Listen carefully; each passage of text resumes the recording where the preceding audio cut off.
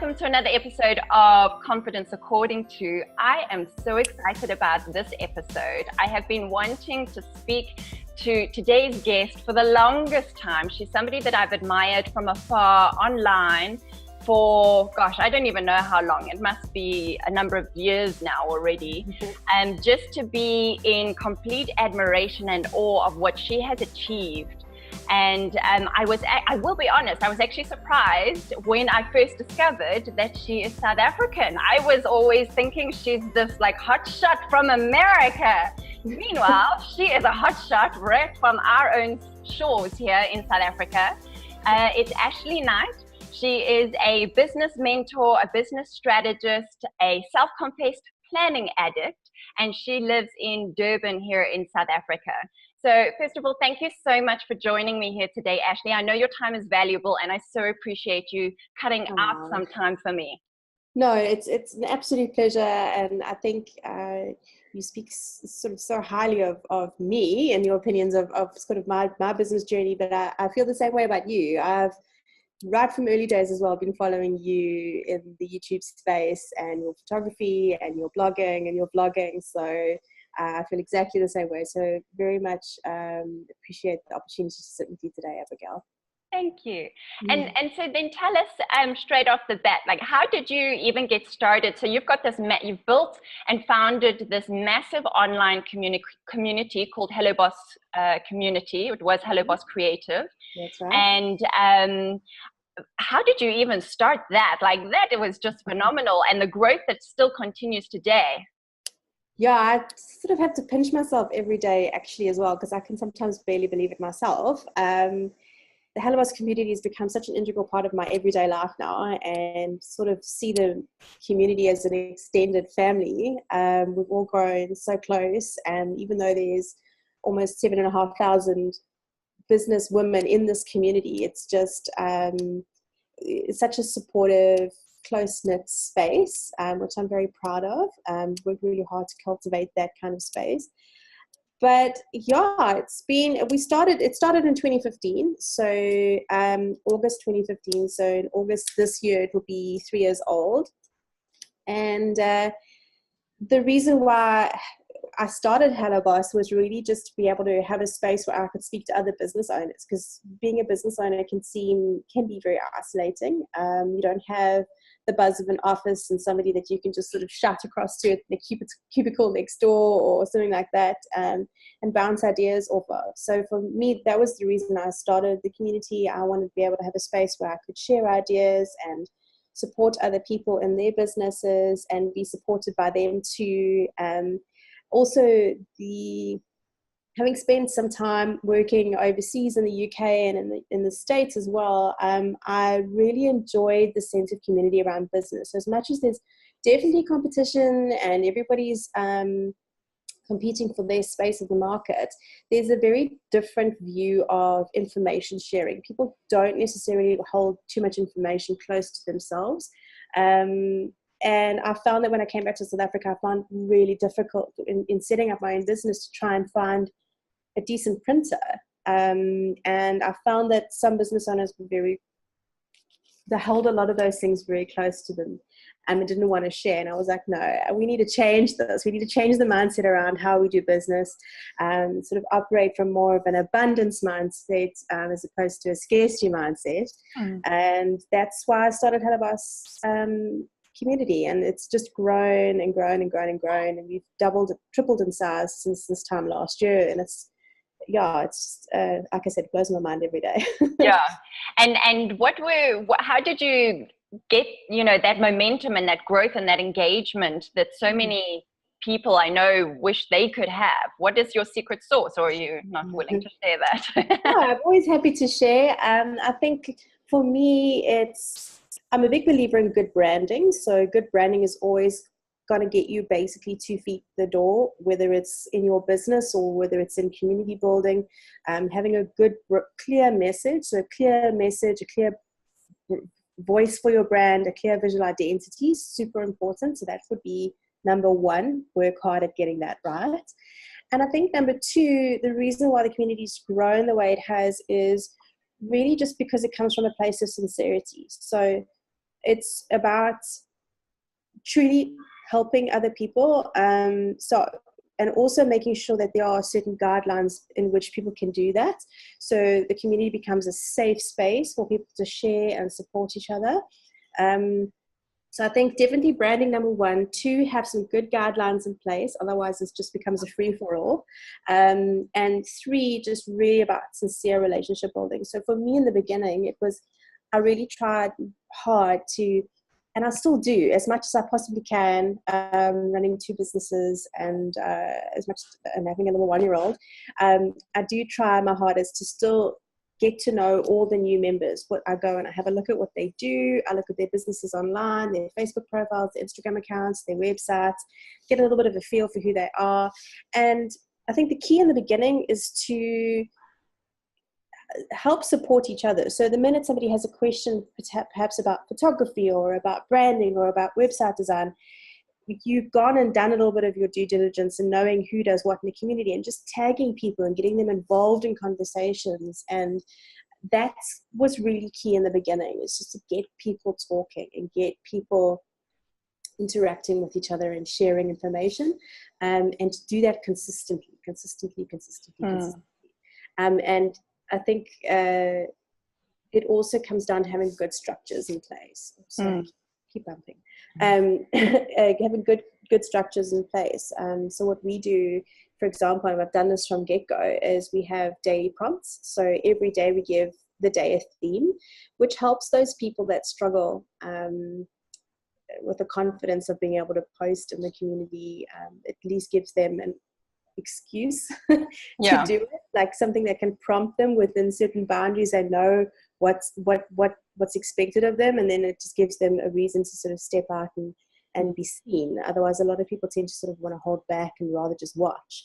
So we have the daily prompts, which has helped a lot as well. So it's a lot of things. But I think the core things, really, if you have to go back to the real basics, it's good branding, good guidelines, structures in place, and just a sincere interest in the members, and just getting those conversations started and being consistent with that.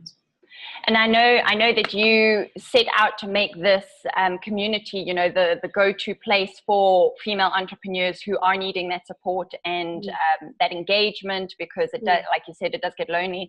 And just feedback from me, for me, it is my go-to place. I may not interact all the time, but I'm always going there and I'm reading quietly and occasionally pop up. So well done on that. That's so awesome. And thank you for doing that. Thank you. Thank you. And so obviously this community, in this form that you have created, that isn't your sole focus. You mentioned 2 other businesses. What are those? What problems do you solve in those businesses? Well, I sort of see Hello, though it's not a revenue generating business model for me at the moment. I see that as a different entity. It's got its own a business. It's got its own branding. It's got its own community. It's got its own direction, and it's got its own strategies as well, so far as social media marketing and all of those things go. So that takes up a lot of my time. So I do see that as one of my businesses. Okay. Previous to that, previous to the business I have now, I had a recruitment business, but I closed that down about 9 months ago, so that I could fully focus on Hello Boss and on the Ashley Knight company.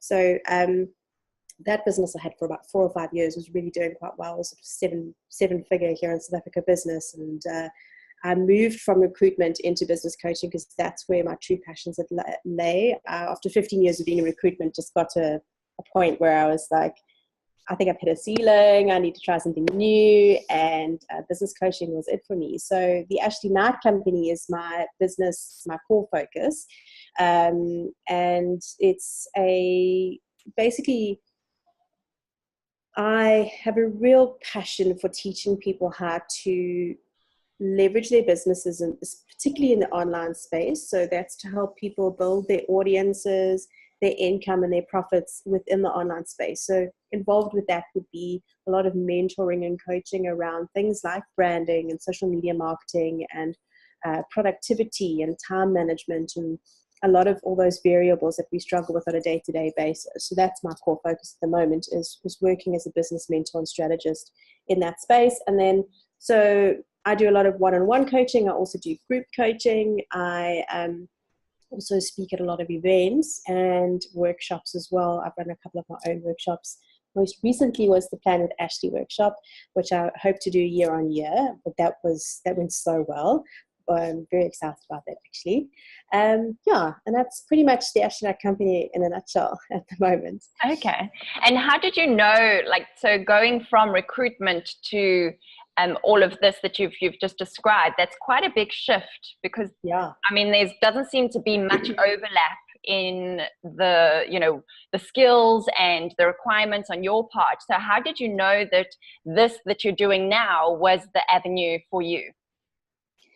It took me some time to find my sweet spot. I have always believed, in my life, I've always believed that there's been a higher calling, like just something bigger than me and bigger than just running a small business. Like, I've always felt that I was called to reach more people, and what that was, I wasn't quite sure of. And I remember in the last year of my business, when I was in recruitment, I was doing really well. I had an amazing life. I would literally work 4 hours a day. I was spending good money. I was going to gym. I was doing my time was my own, and I made good money. But I would wake up in the mornings feeling unfulfilled. There was just an empty feeling that was there for me. And I knew there was just more to this. There's more to life than just this.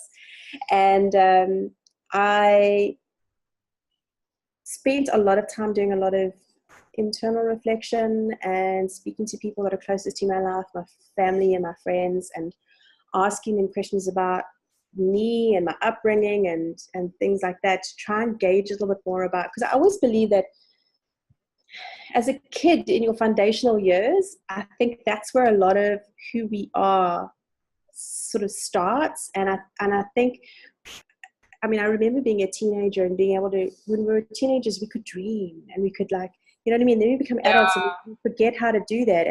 And I had a lot of passions that I neglected as an adult, that now, like planning and things like that, I loved when I was in my schooling years. I had a very, very strong creative flair in my schooling years, which I neglected in my adult life. I've always enjoyed sharing and teaching and helping other people, and even when I left school, was going to study teaching as well, which I did start doing, but then my recruitment career took off. So I needed to find what my thing was. And my mum said to me that when I was a kid, I used to always line my teddies up and play school. And I had 3 sisters, so I was always the teacher and they were always the school kids. And I was also very organized, and so I just went back to, like, what was I really good at? Like, what have I always been really good at? Because that's kind of where our sweet spot is, that's where our flow is, and identifying those sort of things, and then asking things about my personality and how people, like, what I asked a lot of people, probably like all my friends, like a mass emailed everybody and sent them messages on social media, and I was like, guys, I'm doing this thing, I've got this business idea, but I need your input. And I asked them to describe me in 3 words that describe me. And that helped me also find where my gifts were and where my strengths were. And I realized that I knew the whole time, and it was teaching. Yeah. And I decided that in my business with Talent Desk, which was my recruitment business at the time, I was doing a lot of career coaching, a lot of coaching for clients, even sort of like coaching them through the recruitment process and how to sell, when to sell, the techniques of selling, and how to brand themselves properly for the candidate that's coming for an interview. And the candidate had to do the same thing when they went to go see clients. So there's a lot of that element was there already within the recruitment space. But with the coaching piece, I loved that element. I also, as part of when I was working for another business, I had to write the entire training program, which I did in 3 months, and trained up about 12 new recruits using that training program and that module. And now a lot of those people have gone off and started their own businesses in recruitment. So it's very encouraging to see. So I always knew I enjoyed doing that kind of thing. And I decided, okay, well, let me go and do a coaching course. So I wasn't quite sure how to package it all. Wasn't quite sure where I was supposed to go. But during this whole time, I was still recruiting, was still earning an income. I didn't just like bomb it all and then start from zero. That would be foolish. I was doing all of this in the background, just sort of getting myself set up and really trying to understand myself. So I thought, okay, well, now that I get where I'm supposed to be doing, maybe I should put some money behind getting some teaching or some accreditation, or just understand a little bit more about this coaching thing. Yeah. So I did a coaching course, did an NLP life coaching course, came back from there just super pumped, super amped. I thought, okay, great, I'm going to be a career coach and a life coach and any kind of coach that anybody wants. And I quickly realized that was not the way to go. But what I was getting a lot of in those coaching sessions and through conversations with friends was a lot of questions about my business, and the decisions that I'd been making to change my business from recruitment to something new.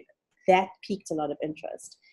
And a lot of people were saying, well, your recruitment business is so successful. How did you do that? How did you build that? And why are you making all these changes? And I thought, actually, you know what? That's what I really enjoy speaking about. So I started with doing a small element of business coaching. I started with one thing. So instead of trying to teach all the things about business, I started with one thing, and that was social media, because I knew how to do that well. I had grown my recruitment business in a very, non-traditional way, in that I never did cold calling. I didn't pick up the phone once to call a client and try and get business. That was not my style. It didn't fly with me. I'm just not that type of person. Yeah. So my business was built entirely on good branding and reputation and very good online marketing. So I didn't spend a cent on online marketing. I utilized all the social media platforms as best as I could. And that's what I wanted to teach people how to do. I wanted to teach people how to set up a business without having to spend a ton of money, but using the online tools that are available to us for free. Yeah. And that's where I started. So social media coaching was where it started, and then it just kind of evolved and grew from there. Sure. And was there a specific point where you knew it was time to let the recruitment go and go both feet in? Yes, I built my business up to a point where I was making enough revenue on my coaching to be able to let go of the recruitment piece. It also, you get to a point of saturation on how much work you can take in, and you need to start sort of tapering off. So I would say it's definitely, I never coach people to just quit their jobs and start a business. Just don't, that's not wise. The best thing to do is start putting money away in the bank account to cushion when you do make that transition. And when you start feeling yourself at a point of saturation where the one is starting to become more cumbersome than the other, and this one's earning, the new business is earning enough money to substantiate, slowly reducing the amount of work you take in on the other business until you get to a point where you can actually stop. Yeah. And so then what does an average day look like for you now? How do you spend your days? And also with the little one in tow as well, I'm sure that's shifted things a bit. Geez, so much, hey? I didn't actually think having a kid would change my life as much as it really has. And I found myself pushing back quite a lot, like in the beginning as well. Just sort of like, I can do this. I can be a mom and I can be a business owner and I can do all the things. And in actual fact, it's no. It's just the reality is far different. The reality is not like that at all. And I think when you have a kid, you do change as a person slightly. I think you still are who you are, but I think I resisted for so long, and then eventually get up to a point where you just relinquish to the fact that you are a mom and there's new requirements of you and things have changed slightly, and just acknowledging you are still you, Ash, but you just got to do things a bit differently now. And when you stop pushing back, then it becomes a bit easier. But what does a typical day look like for me? Well, it's quite a loaded question, because no two of my days are ever the same. And I've very responsibly planned it that way. Because I'm a firm believer you've got to build your business around your lifestyle and not the other way around. So I'll tell you what my week looks like, if that would probably be a bit easier. But generally what I do is on a Monday, I don't do meetings. So it's meeting-free Mondays. And that's an errands day, and it's a day for mommy and me. So I spend time with Georgie on a Monday. I go to gym in the mornings. I get back from gym. And then it's Georgie goes down for a nap, catch up on a few admin and emails and things like that. Then when she wakes up, we go out. So we run errands, we do shopping, we just hang out. And that's a very sort of chilled, low-key day for me. Tuesdays is a coaching day, so my morning is spent coaching, and then after lunch in the afternoon is spent doing admin, and my Thursdays look exactly the same. Wednesdays are generally for meetings or coaching if I've got overflow. And then evenings, my evenings I generally keep quite open, except Wednesdays are normally my days for interviews. Like if I'm doing interviews with people internationally, and that's a different time zone. So Wednesdays are normally my evenings for that. Thursday nights I do a mastermind, and then Fridays is my working on my business day. So I don't book anything in on a Friday, and it's also a social day. So it's like coffee chats with friends or whatever. But it's generally the day that I wake up later, if I can, with the 1-year-old. Yeah. And we just kind of like mince around in our jammies for an hour or two longer than normal. And but generally when Georgie goes down to sleep, then I work on my business. So I spend time working on my website, work on any course material, downloads that I'm creating, content, strategy stuff, that kind of thing. And then weekends are for family time. Generally, but I find myself working on normally on a Sunday afternoon. I sit down and sort of start prepping for the week. So that's generally life. Well, it sounds super organized, and you've got your structure, but then you've given yourself freedom in that structure, which sounds super ideal. And obviously you're playing to your strength of being detail orientated and very organized. When you started out, were there any struggles? Did you have any struggles that you battled with, and how did you get through them? Oh yeah, I mean, I still do. I've had to hire help. I mean, there's no ways I can do all of this on my own. Okay. So I do. I've just recently hired. I've got an au pair that works with me. She doubles up as an intern, so that works out quite well. And I'm teaching her how to do some very basic social media work and some design work in Canva, and that suits me just fine because it's all the small admin bits that I don't necessarily need to be spending time on because I've got a business to run. So she's taken that from me, and then I've got a really great team that helps support from a Hello Boss community perspective, that also help and support there. So it's not like I'm doing this all on my own. It'd be foolish to think that. And then I've learned the art. This year is my year of daring greatly and sort of moving from business owner to CEO of my business, and with that comes the art of delegating and of course outsourcing. So I have a dedicated design team and a few people that I'm working with as well externally, that are helping me get my business to where I need it to be at the end of 2018. But when I first started out, I think it's a feeling of overwhelm. Because in the beginning you feel like you have to do all the things all the time, and you don't know what to do first, and it's like what's most important, but then you've got clients and you need to invoice, and then you've got what about this marketing thing, and then there's this branding thing you're supposed to be doing, and it's social media every day, and what about Instagram? It's very, very overwhelming. So I think in the beginning that's generally how I felt in the beginning, but I think the best advice I can give anybody is to say, okay, what is the end result that you're trying to achieve here? Like, what's the end result? Break it down into what I want to achieve in the year, what I want to achieve quarterly.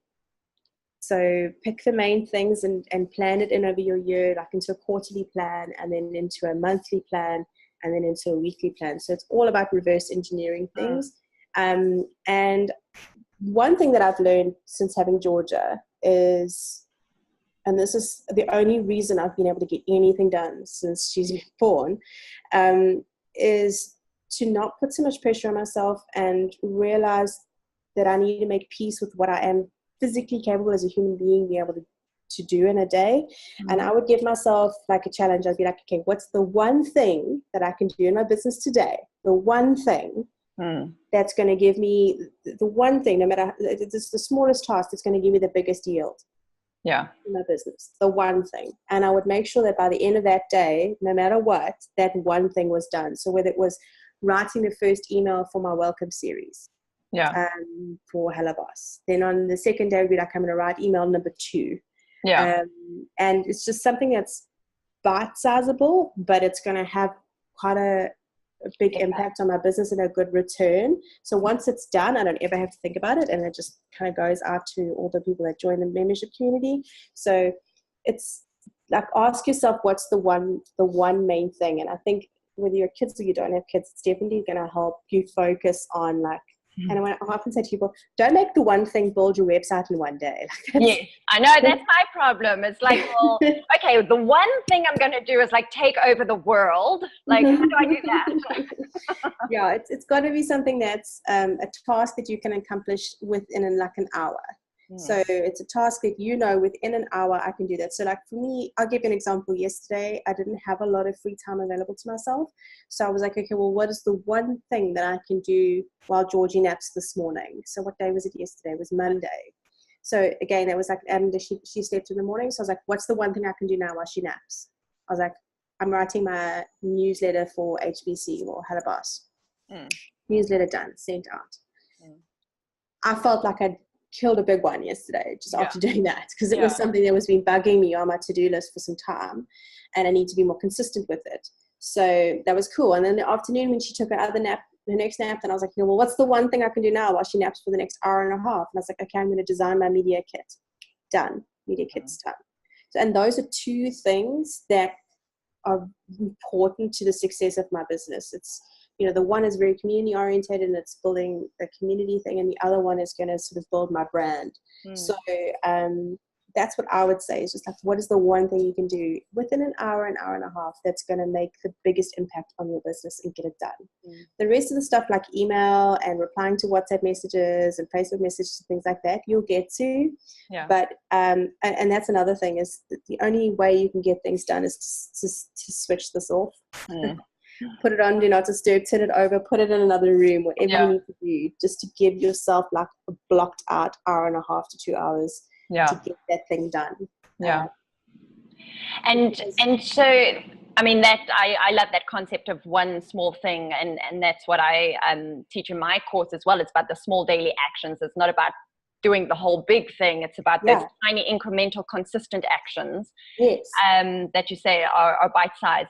But how do you curb like the self-doubt that comes up about, well, prioritizing what, I know I need to choose one thing, but I've got these 2 things or 5 things or 10 things. Which one should I focus my attention, my very limited time and attention on right now? And how do you manage kind of that self-doubt that maybe creeps up of, am I choosing the right thing here?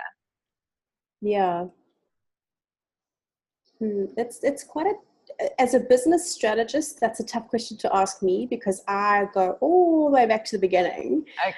That's kind of a habit of mine. So generally when I sit down with a person, I can be like, well, these are the actionables you can do every day, but big picture, these things need to be accomplished and need to be planned into your business strategy for the year. So I think it's about realizing you do need to sit down and look at the big picture first, and really get clear on what you're trying to achieve for the year, the quarter, the month, and then break it down into actionables about what's going to be the most important thing to you. So if you said, okay, quarter 1 is going to be my 3 months of just working on my branding. I need to get all my stuff together with regards to branding. So it's figuring out the logo and the color palette. Then maybe it's a matter of hiring a graphic designer and working with them on getting it all sorted out. Then it's rolling it out. Like, how am I going to go do all of this? Maybe I need a website too. So, okay, 3 months, is that going to work? I'm planning it in. So, okay, month 1 is going to be the design process. Month 2 is going to be creating content for the website and getting all that. Month 3 is going to be development. So you just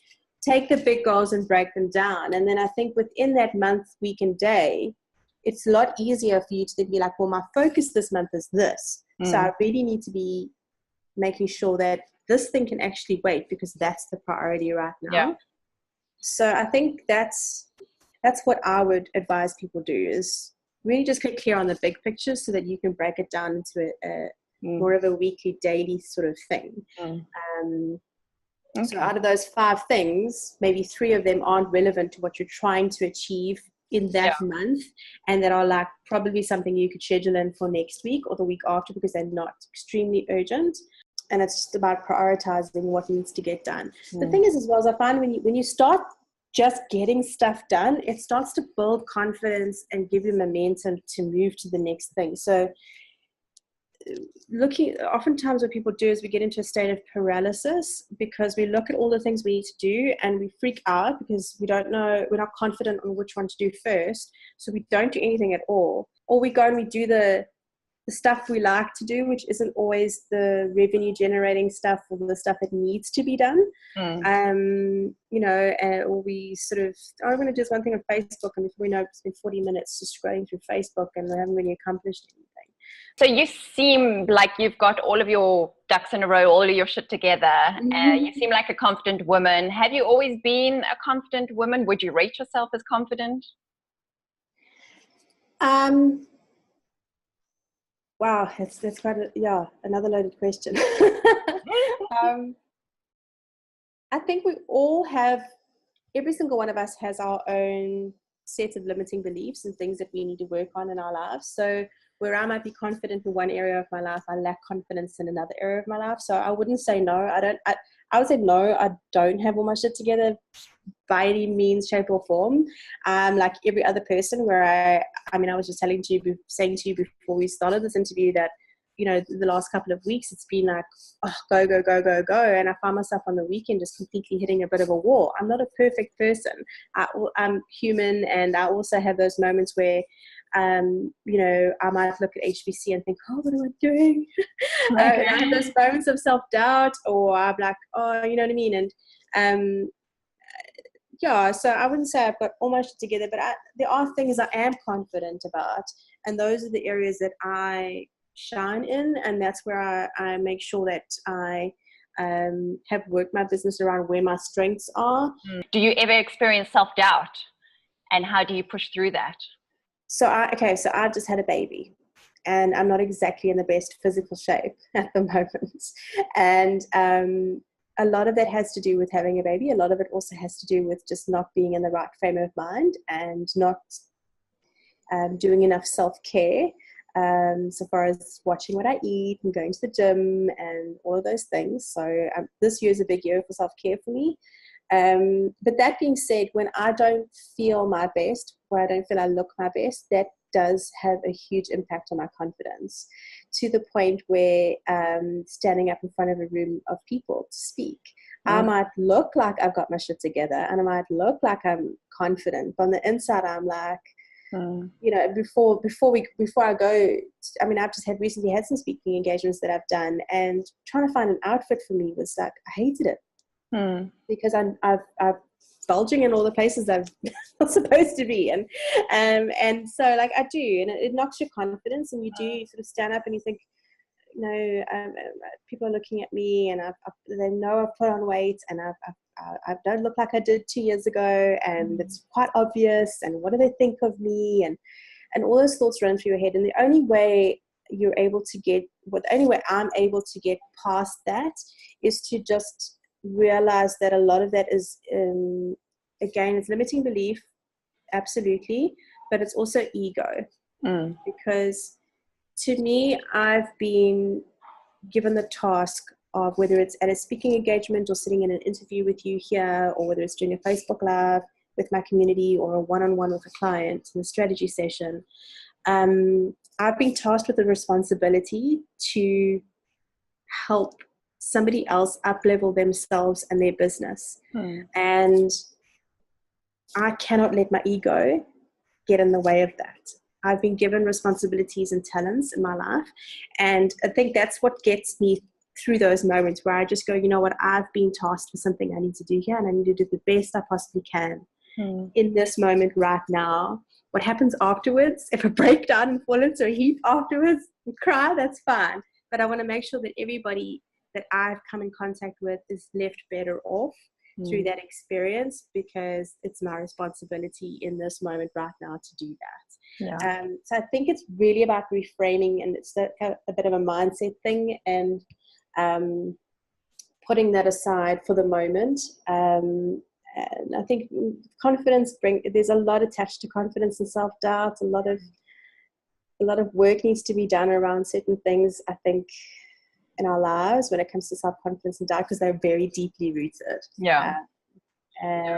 But I think in the moment that's kind of helped me.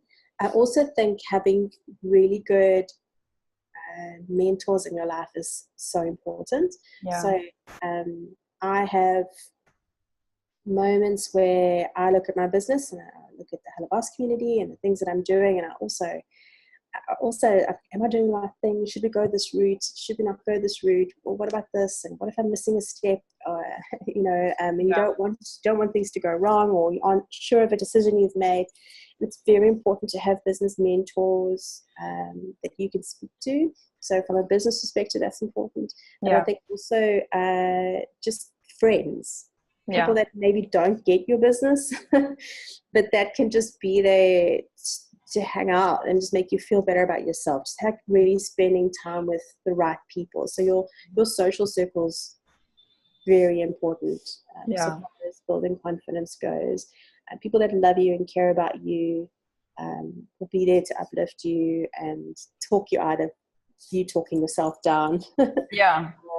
And that kind of thing. So it's really about having good mentors, good friends, people around you. And what do you, so you know, managing this community, you're encouraging and you're showing up for this community. What is a common theme that keeps coming up when these women engage and they're asking for help and they're sharing very vulnerably, you know, their own journey of self-doubt and lack of confidence, and things are going wrong? And why do you think that is such a prevalent thing? And what is the one thing that you wish that you could kind of magically, with a click of the fingers, just change for everybody, you know, and so that they get it and be done with that issue? I think the thing that comes up the most for people within the Hello Boss community from a confidence and a self-doubt perspective is pricing.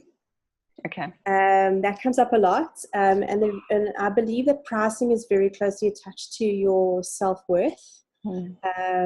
And your belief in terms of how much value you offer. A lot of people say, well, I do feel that I give good value and I give a good service and it's a good product and it's good value, but they don't price themselves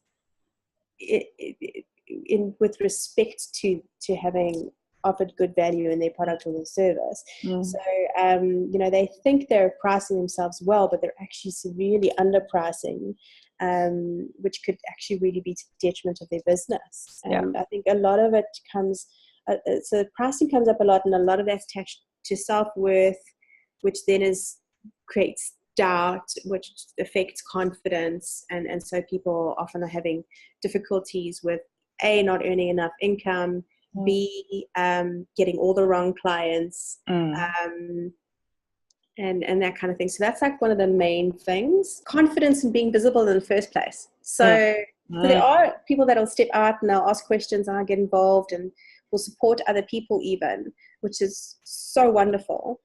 But then there's a lot of people in the community, so whether it's in Hello Boss or wherever you go, there are people that just tend to be more like in the shadows. They'd rather watch and that kind of thing. And the reason why they don't get involved is because they lack the confidence to be more visible. So as much as they want to sell their product or service, their lack of confidence is actually holding them back.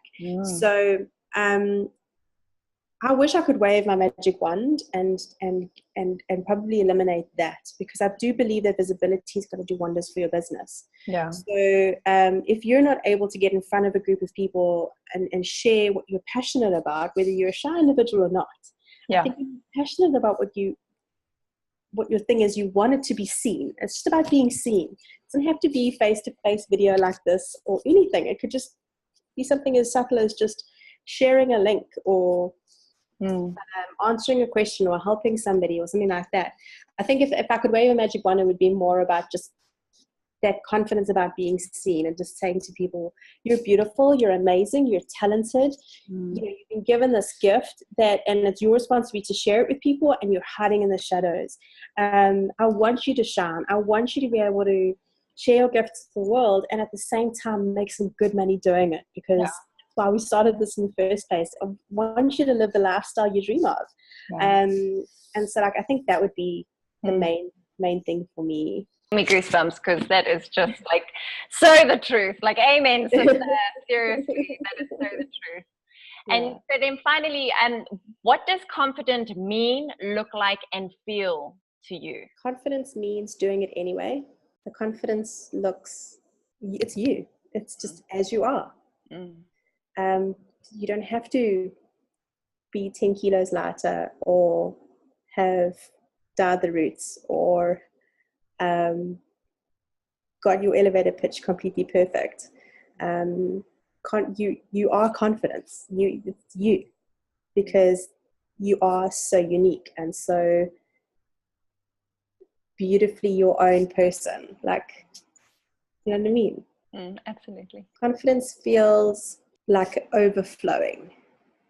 It feels generous. It feels vulnerable, but in the best way.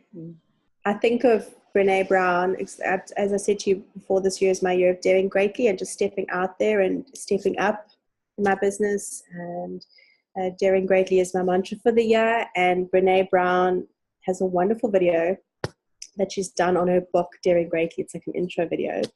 And she quotes, I guess, Thomas Jefferson's speech about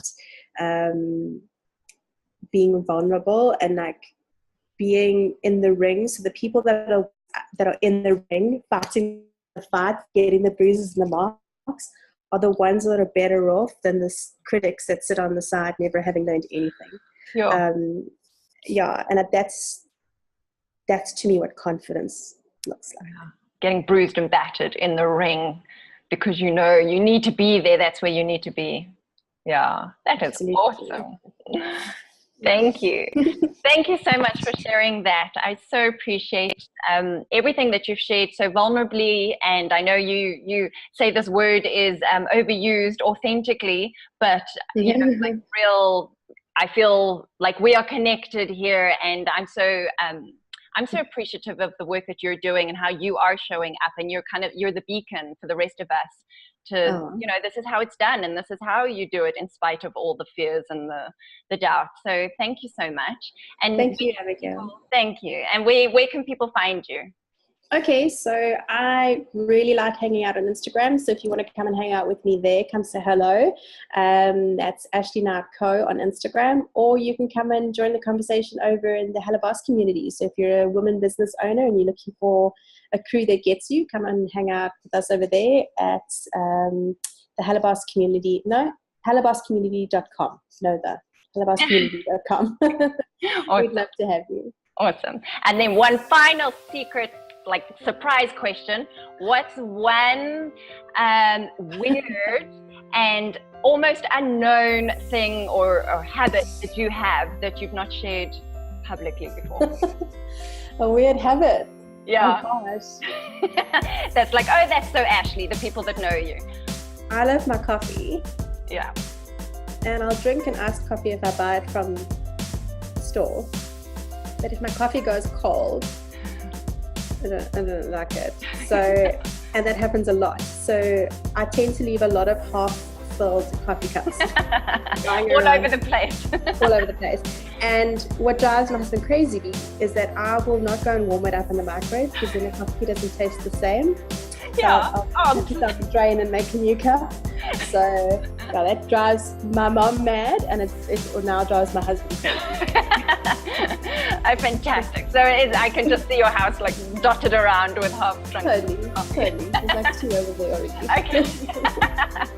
Awesome. Well, thank you so much for your time once again and for sharing all of your wisdom and insight and heart with us this morning. Thank you. And thank you for sharing the way you do about confidence. It's definitely something that we all need to hear more of and learn more about on the daily. So from everybody that watches, we appreciate you and all the work you do, Abigail. Thank you.